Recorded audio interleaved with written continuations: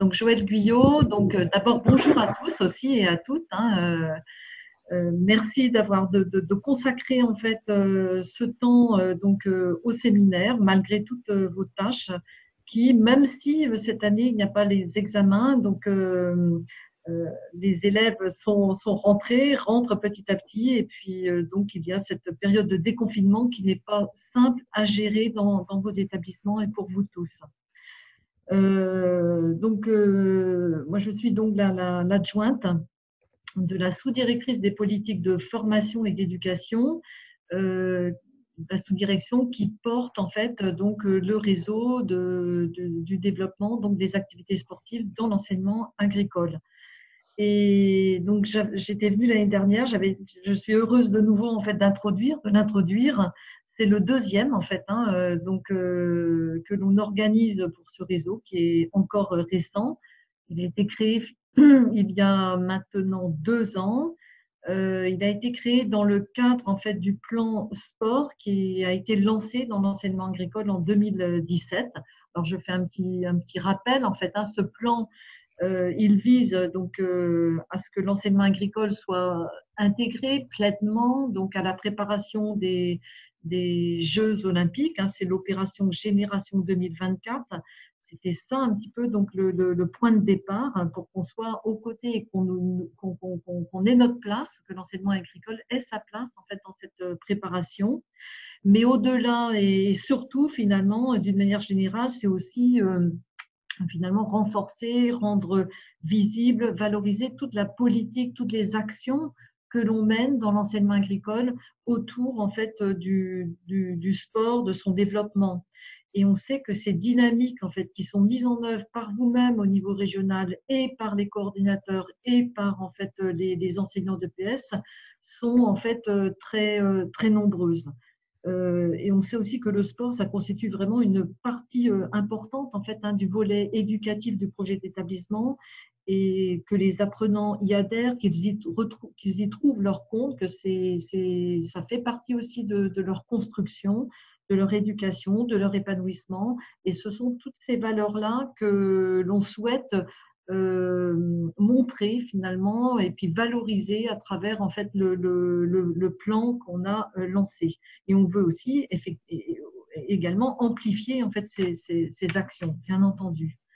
Alors le réseau a constitué et constitue donc une action phare de ce plan. Il se construit, on l'a vu cette année, l'année dernière, donc petit à petit, grâce à l'animation d'abord de Antoine Bernard l'année dernière et puis Étienne Fagot qui lui a succédé depuis septembre de l'année dernière. Il se construit aussi grâce à vous tous, référents régionaux, coordinateurs en EPS, évidemment Marie-Hélène Dupré de l'inspection ainsi que Philippe Cachat qui nous a rejoints aussi depuis cette année. Grâce aussi à Montpellier Supagro qui assure et nous accompagne dans toute aussi l'animation administrative et puis technique. Voilà ce que je voulais dire, mais je voudrais aussi revenir sur le contexte particulier auquel on a été confronté cette année. Donc on sort tout juste en fait du confinement, vraiment très progressivement. Et tous les élèves ne sont pas encore revenus. Peut-être que tous ils ne reviendront pas sans doute d'ici la fin de l'année, même si c'est levé pour les collèges, pour les lycées. Le président de la République n'a rien dit hier soir. Alors peut-être que M. Blanquer va dire des choses cet après-midi à 17h.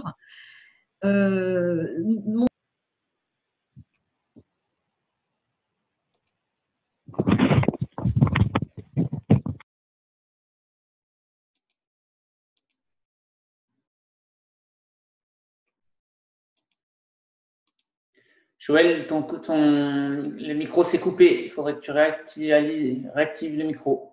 Voilà, est-ce que ça va? C'est bon. Est-ce que vous me entendez?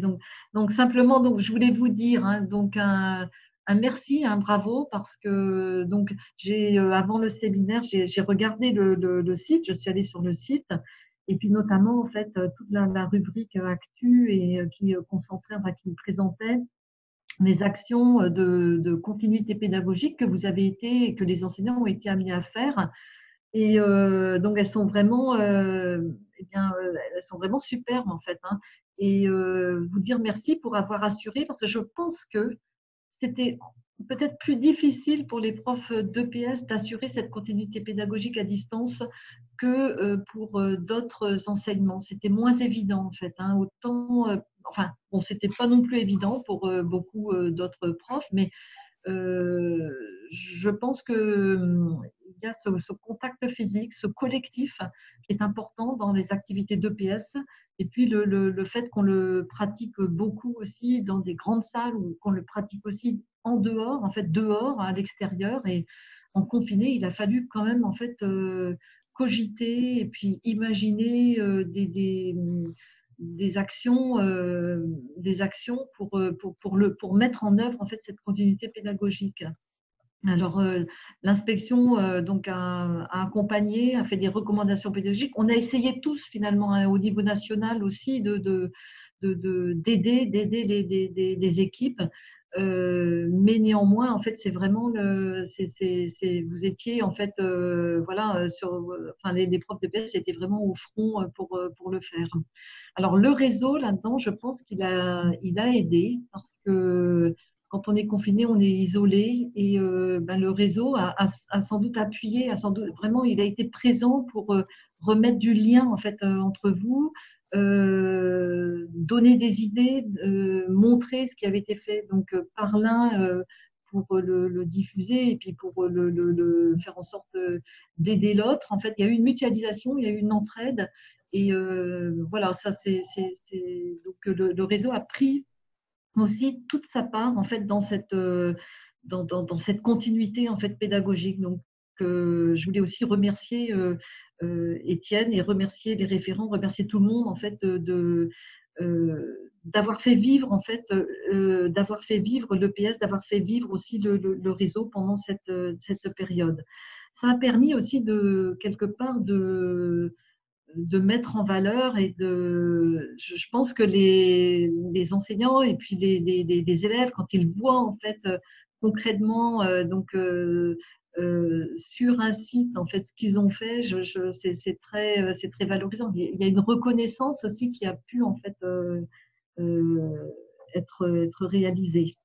Voilà. Alors, on n'a pas encore fini de recenser les actions qui ont été faites. Il y a un retour d'expérience qui sera mené. On a demandé au Conseil général, l'inspection aussi fera un retour d'expérience. Ici, à la DGER aussi, on va en faire un dans tous les sens, d'ailleurs, un financier, un administratif, et puis un pédagogique. Et donc, il faut que cette expérience-là, si dure fut-elle, nous permette aussi il faut qu'on en tire quelque chose, il faut qu'on l'exploite. En fait, il y a certainement des pratiques, certainement des modalités qu'il faut que l'on conserve, qu'il faut que l'on voilà, que l'on enfin, enfin, il faut qu'on réfléchisse à ce qui a été en fait utile, bien, ce qui a marché, pour ne pas le perdre. Voilà, ça a été une période particulière. Il ne faudrait pas qu'on oublie tout ce qui a été fait.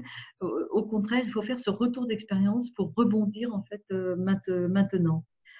Donc bravo à tous, hein, bravo pour votre imagination pédagogique, et puis votre énergie donc dans cette période.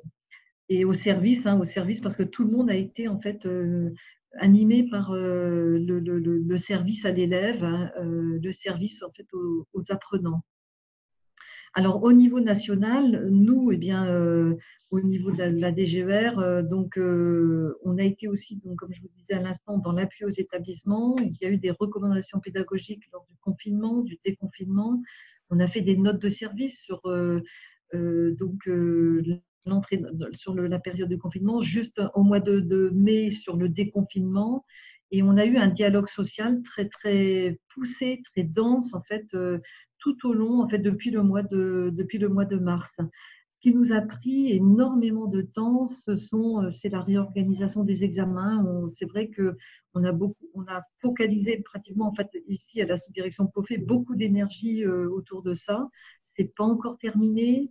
On a encore des projets de texte qui sont pas encore signés. Donc, ça nous préoccupe encore énormément. On s'achemine maintenant sur la préparation de la rentrée. Voilà.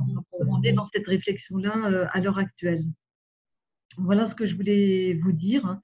Donc, voilà, je suis prête à répondre à vos questions si vous en avez. Je ne pourrai pas en fait rester voilà, toute l'après-midi avec vous.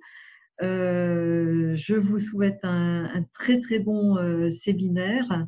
Je vous souhaite d'échanger, voilà, de débattre, d'échanger entre vous sur ce que vous avez fait avant, donc l'utilité du réseau, comment on peut envisager cette année. Et donc voilà, la sous-direction donc porte le réseau. Donc elle va donc à travers Élise Bordeaux, donc elle sera là pour vous accompagner tout au long du séminaire. Et puis aux côtés d'Étienne, tout au long aussi de l'année qui va arriver. Voilà, merci de votre attention.